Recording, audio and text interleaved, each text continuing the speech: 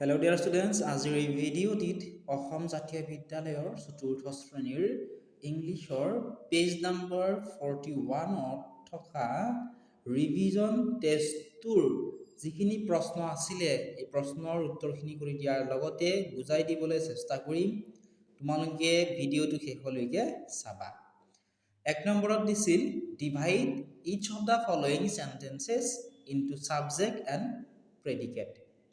অৰ্থাৎ ডিভাইড কৰিব দিছে, ভাগ ভাগ কৰিব দিছে সাবজেক্ট আৰু প্ৰেডিকেট কেইটা বেলেগ বেলেগ কৰি লিখিব দিছে। ঠিক আছে, অৰ্থাৎ উদ্দেশ্য আৰু বিধেয় কেইটা কি কৰিব দিছে, আমাক বেলেগ বেলেগ কৰি লিখিবলৈ দিছে।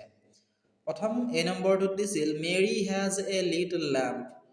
বি নম্বৰত দিছিল the boy got the prize. C নম্বৰত দিছিল বাৰ্ডছ কেন ফ্লাই। এনেধৰণে এই বাক্যকেইটাত থকা সাবজেক্ট আৰু প্ৰেডিকেট কেইটা বেলেগ বেলেগ কৰি লিখিব দিছে, আৰু উদ্দেশ্য আৰু বিধেয় কেইটা বেলেগ বেলেগ কৰিবলৈ কৈছে। তোমালোকে এনেধৰণে লিখিব লাগিব। চোৱা, ইয়াতে থকা মেৰীটো কি হ'ব, সাবজেক্ট, আৰু হেজ এ লিটল ল্যাম্পটো হ'ব প্ৰেডিকেট।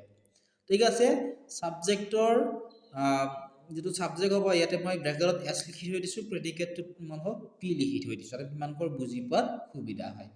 ঠিক আছে, নেক্সট চাবা তোমালোকে বি নম্বৰত আমাক দিছিল the boy got the prize. ইয়াতে থকা দ্য বয় হ'ব সাবজেক্ট আৰু গট দ্য প্ৰাইজ হ'ব প্ৰেডিকেট। ঠিক আছে, নেক্সট চাবা চি নম্বৰটো বাৰ্ডছ কেন ফ্লাই। ইয়াতে থকা বাৰ্ডছটো হৈছে সাবজেক্ট আৰু কেন ফ্লাইটো হৈছে প্ৰেডিকেট।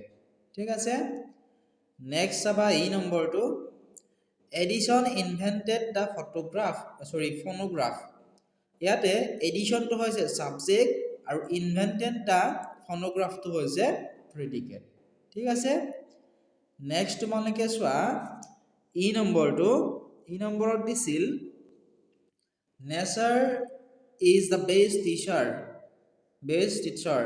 ইয়াতে থকা নেচাৰটো হৈছে সাবজেক্ট আৰু ইজ দ্য বেষ্ট টিচাৰটো হৈছে প্ৰেডিকেট। ঠিক আছে, এতিয়া চোৱা তোমালোকে দুই নম্বৰটো।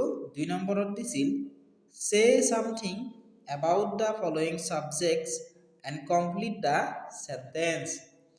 ইয়াতে এই সাবজেক্টবোৰ দিয়া আছে, যেনে Bhargav, the sun, India, our school, the elephant, হয়নে?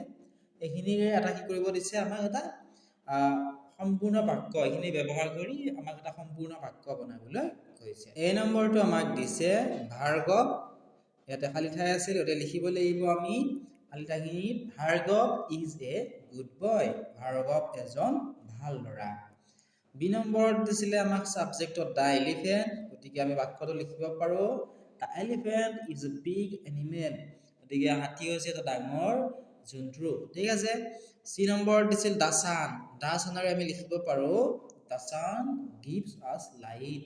সূৰ্যই আমাক পোহৰ দিয়ে। এনেধৰণে লিখি ল'বা। নেক্সট চোৱা তোমালোকে ডি নম্বৰটো। ডি নম্বৰত দিছিল ইণ্ডিয়া। ইণ্ডিয়াৰে তোমালোকে বাক্যটো লিখিব পাৰা India is a large country. ঠিক আছে, ইণ্ডিয়া এখন ডাঙৰ দেশ। নেক্সট ই নম্বৰত দিছিল আৱাৰ স্কুল। আৱাৰ স্কুলেৰে লিখিব পাৰা our school starts at 9 AM। আমাৰ যিখন স্কুল, এই স্কুলখন 9টা বজাত কি হয়, আৰম্ভ হয়। এতিয়া চোৱা তোমালোকে তিনি নম্বৰটো। তিনি নম্বৰত দিছিল আমাক fill in the blanks with appropriate pronouns। খালী ঠাই পূৰ কৰিব দিছে, খালী ঠাইখিনি পূৰ কৰিব দিছে appropriate pronoun বহুৱাই। এই নম্বৰত দিছিল my mother baked a cake for dash today। ইয়াতে আমি লিখিব লাগিব খালী ঠাইখিনিত appropriate pronoun বহুৱালে হ'ব me। my mother, মোৰ মায়ে, baked a cake, এটা কেক বনাইছিল for me, মোৰ বাবে আজি। ঠিক আছে, নেক্সট বি নম্বৰ চোৱা days is a very good cook. এটা কি হ'ব, চি। চি ঠাইত আমি হিউ লিখিব পাৰোঁ, he is a very good cook. ঠিক আছে, নেক্সট চাবা চি নম্বৰ dash cooks delicious food for dash. তোমালোকে লিখিব পাৰা প্ৰথম খালী ঠাইখিনিত she. She cooks delicious food for me. She অৰ্থাৎ তাই বা তেওঁ কি কৰিছে ডেলিচিয়াছ ফুড, সুস্বাদু খাদ্য মোৰ বাবে বনাইছিল। ঠিক আছে, এনেকৈ লিখিব পাৰা। নেক্সট চাবাচোন ডি নম্বৰত কি দিছে ডি নম্বৰত আমাক দিছে যে dash can't cook because I am a child.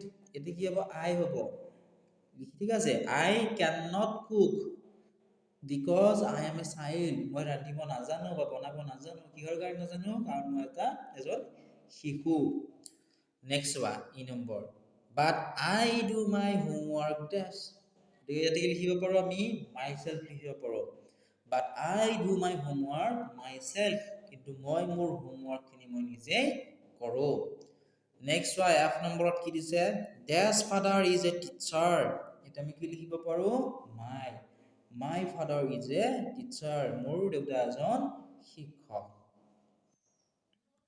Next চাবা dash helps me do sums এটা কি হ'ব লিখিব পাৰো আমি হি ঠিক আছে হি লিখিব পাৰো নেক্সট চাবা ইজ নম্বৰ he dash makes tea in the morning ইয়াত আমি কি লিখিব পাৰো he himself makes tea in the morning তেওঁ নিজেই ৰাতিপুৱাৰ চাহ বনাইছিলে হিমসেলফ লিখিব পাৰো আমি নেক্সট তোমালোকে চোৱা 4 নম্বৰটো 4 নম্বৰত দিছিল fill in the blanks with correct simple present tense form of the verbs given in brackets খালি ঠাইখিনি পূৰ কৰিব দিছে with correct simple present tense form of verbs verb কেইটাৰ simple of present tense form টো ব্যৱহাৰ কৰি ঠিক আছে ব্ৰেকেটত দিয়া অৰ্থাৎ ব্ৰেকেটত চোৱা ইয়াতে আমাক দিয়া আছে drink float fly love make know এইবোৰ ঠিক আছে এইখিনি ব্যৱহাৰ কৰিব দিছে কৰি এই খালি ঠাইখিনি পূৰ কৰিবলৈ কৈছে